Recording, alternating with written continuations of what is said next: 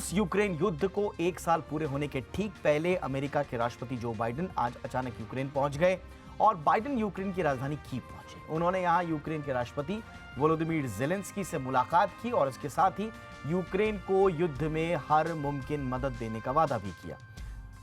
Joe Biden ने यहां यह भी कहा कि अमेरिका यूक्रेन को 50 करोड़ डॉलर की सैन्य सहायता देगा।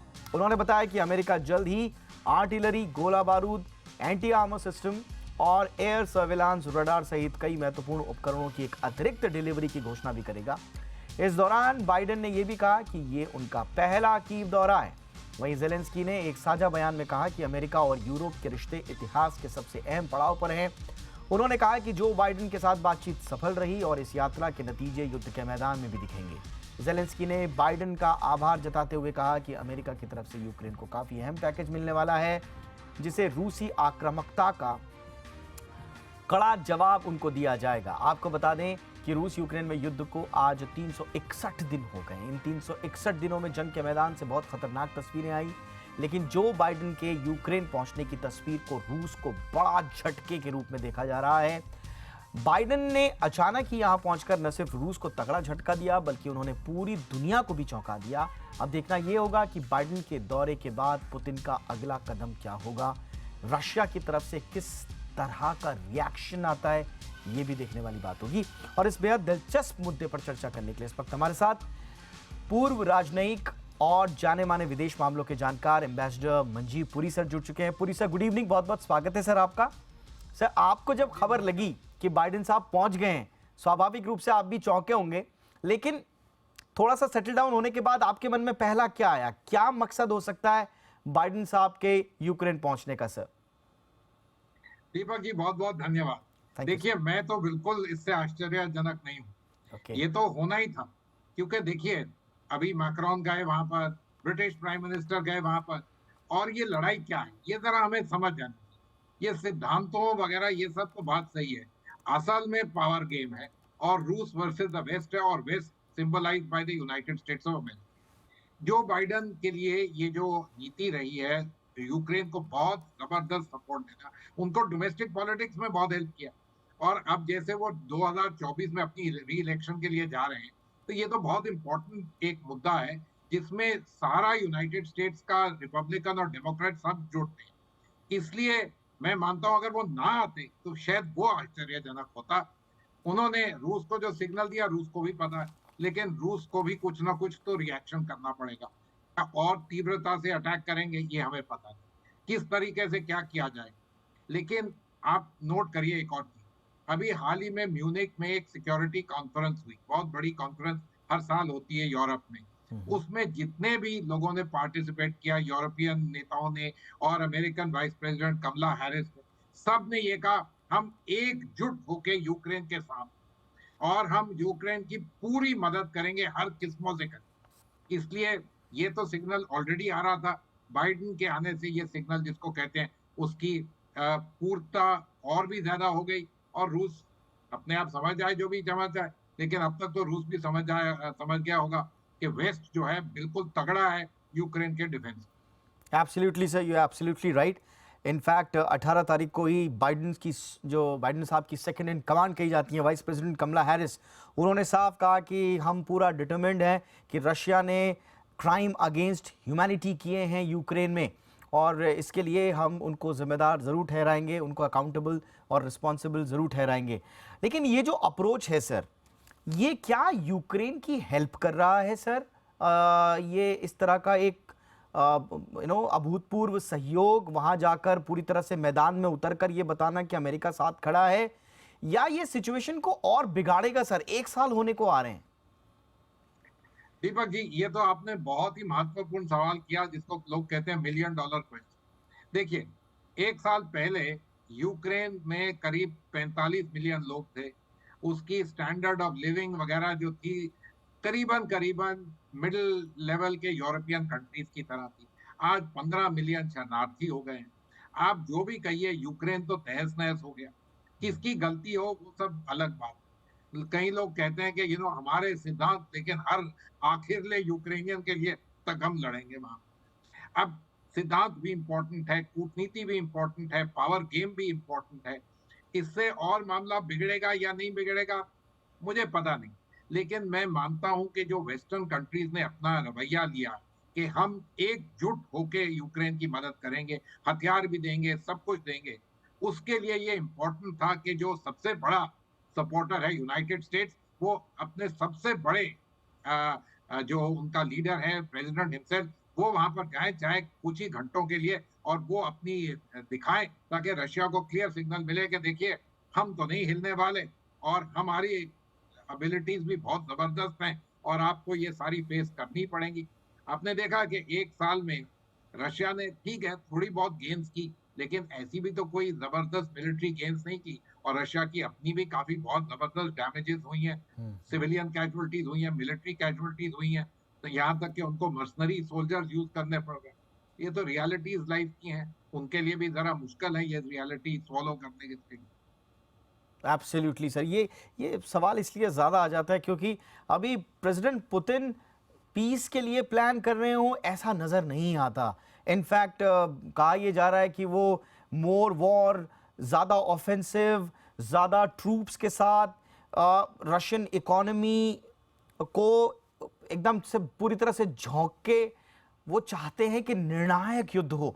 और ऐसे में अगर अमेरिका ये एग्रेशन दिखाता है तो शायद अमेरिका ये चाह रहा है कि एक बारी में आर पार का युद्ध हो जाए। या एक चीज़ और है सर, एक चीज़ और कहा जा रहा है बाइडेन साहब के लिए, जो बलून, जो पूरा चाइनीज़ बलून वाला जो पूरा हुआ, उसके बाद बाइडेन साहब की काफ़ी किरकिरी हो रही है और चाइना को भी जो है वो खिल्ली उड़ाने का एक मौका मिल गया है। तो ऐसा तो नहीं है कि अपनी साख थोड़ा सा बचाने के लिए, थोड़ा सा अपने कुछ स्ट्रॉन्ग बताने के लिए बाइडेन साहब उतर गए हो मैदान में? ऐसी कोई पॉसिबिलिटी सर?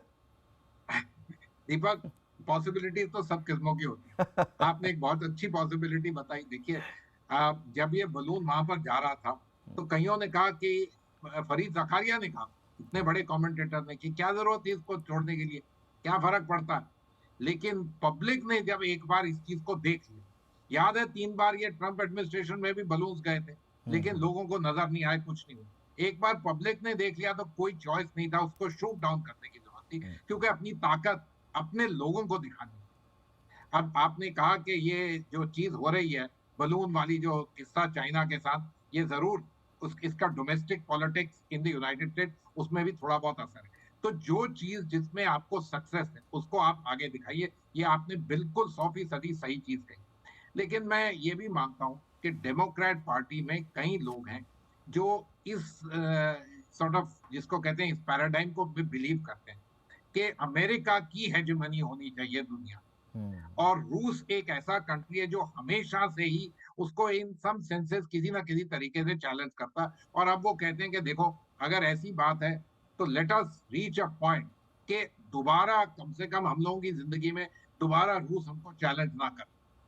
रूस का डिफीट वगैरह वो अलग बात है, जैसे आपने क्या निर्णय है, लेकिन वहां तक निर्णय कि हमारी जिंदगी में दोबारा हमारी हेजेमनी पे मेजर चैलेंज रूस ना दे पाए। ये जरूर एक, बहुत सारे लोग हैं अमेरिका में जिनकी ये मान्यता है, और वो इस समय बाइडेन एडमिनिस्ट्रेशन में पावरफुल पोजीशंस में भी। सो ये सच बात है, और प्रेसिडेंट बाइडेन के लिए ये एक मुद्दा है जो सारे पार्टीज को जोड़ता है। और जब नवंबर 2022 में इलेक्शन हुई, उनकी पार्टी ने काफी अच्छा किया, तो ये नेचुरल होता कि आप इसको लेवरेज करिए और अपनी पोजीशन को भी दिखाइए, और स्टैंड बाय देयर एंड से कि you are strong in the defence of freedoms, और हम फ्रीडम के लिए सब कुछ करने के लिए तैयार। Absolutely sir. और वहाँ पर जो प्रेसिडेंट इलेक्शन की, नेक्स्ट प्रेसिडेंट इलेक्शन की जो सुगबुगाहट शुरू हो चुकी है, हलचल शुरू हो चुकी है, स्वाभाविक रूप से बाइडेन भी चाहेंगे कि वहाँ पर एक वो स्ट्रॉन्ग मैसेजिंग दे पाए अपनी स्ट्रॉन्ग लीडरशिप का, और इसीलिए उन्होंने एक औचक निरीक्षण किया उस रणनीति और बाकी रणनीतियों के तहत भी।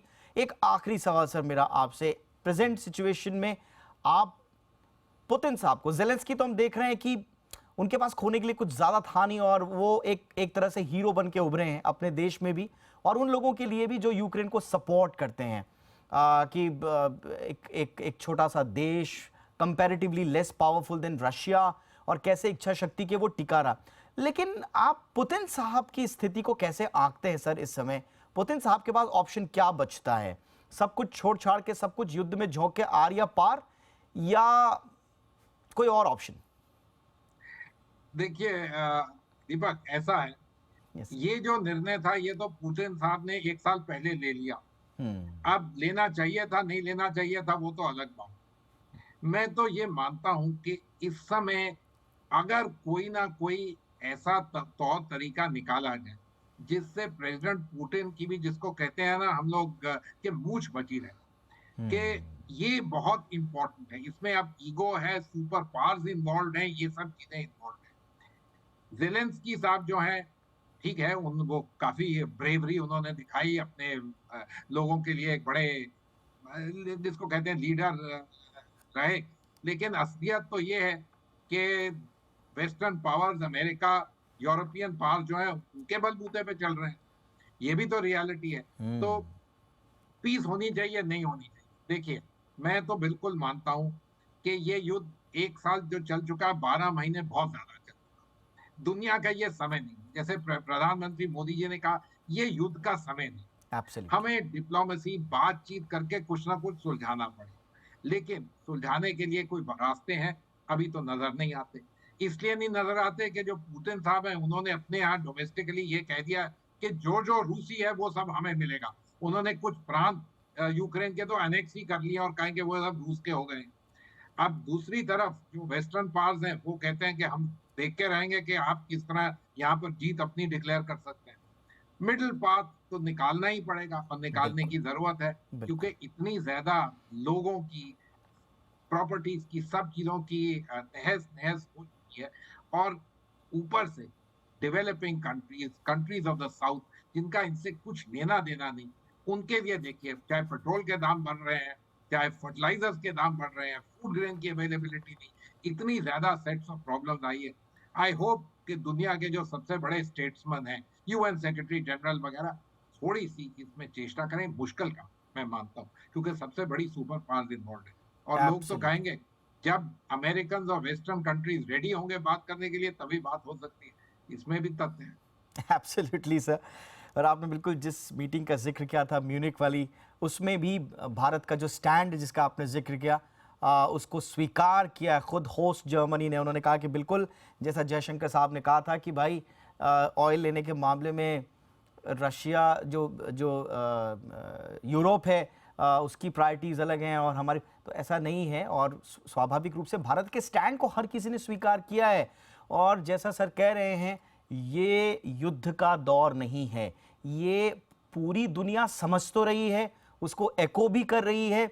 लेकिन बाइडेन साहब का वहाँ जाना और नए एक पुश देना इस युद्ध को, ये कहाँ ले जाएगा, ये देखना बड़ा दिलचस्प होगा। लेकिन अंत तो गत्वा, चाहे वो यूक्रेन हो, चाहे वो रशिया हो, उनको ये समझना होगा कि ये युद्ध का दौर नहीं है। और कैसे अब डी-एस्केलेशन होगा, पीस होगा, नेगोशिएशंस होंगे, क्या होंगे, लेकिन ये कोई निर्णायक युद्ध नहीं होगा। इतना तो कम से कम कहा जा सकता है। किसी ने एक को तो झुकना होगा, कहीं ना कहीं एक न्यूट्रल पॉइंट पे आना ही होगा। वो स्थिति क्या होगी, कब बनेगी, ये वक्त ही बताएगा। लेकिन फिलहाल बहुत बहुत शुक्रिया एम्बेसडर मंजीव पुरी सर, आपने वक्त निकाला हमारे दर्शकों के लिए। Thank you so much sir.